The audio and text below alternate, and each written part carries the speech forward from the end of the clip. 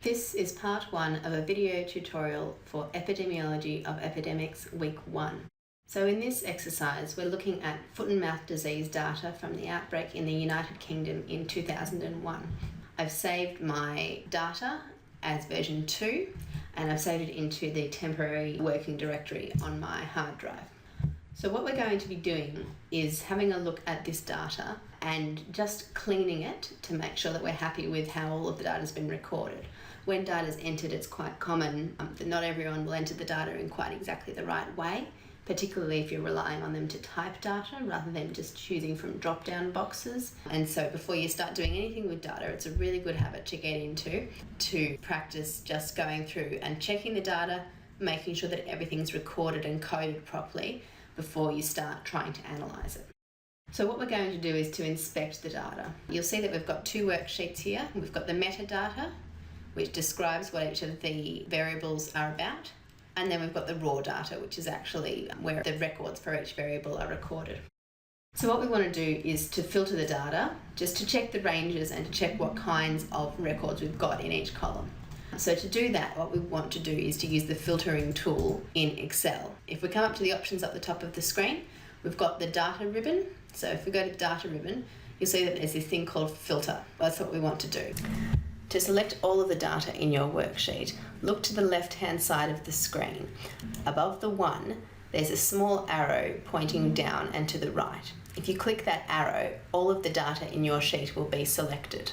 If the headings for each column are in the first row, press filter and you'll see a little box with an arrow come up next to each column name. To take off the filters, just press filter again and they'll go away. If for some reason your column names aren't in the first row, then you can actually just highlight whichever row they're in and click filter on that row. So if they were in row 3, you could do that.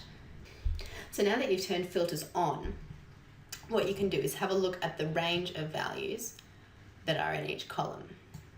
It's been suggested that we might have a look at the reported by column. So when we click the drop-down box next to reported by, it comes up with a list of all of the different unique entries that are in that column. Now, when we look at reported by, you can see that we've got a few that are DC but have got some numbers after them. And you can probably imagine how someone entering data onto the system who didn't understand that we wanted to be able to code the data to use it later might have accidentally put some other information in the cell when they were entering that data.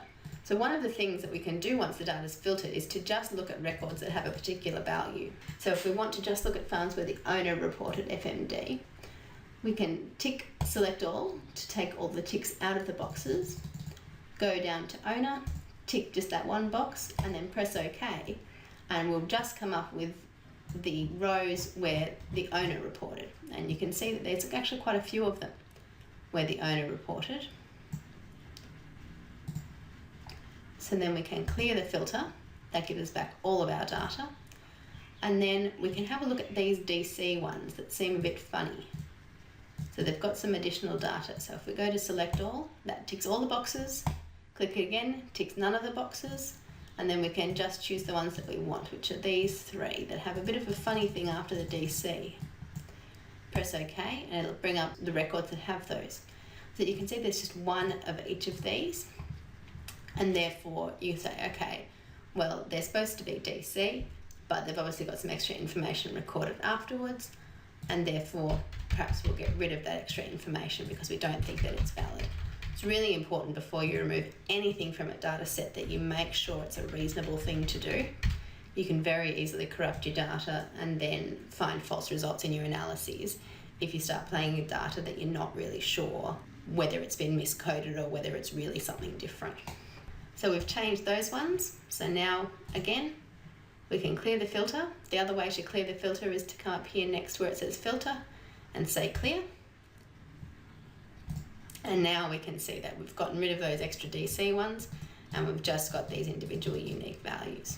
And once you've finished doing all of that, then you'll want to save your data. This is already version 2, so we're not overwriting our original file, and so it's fine to save that into version 2.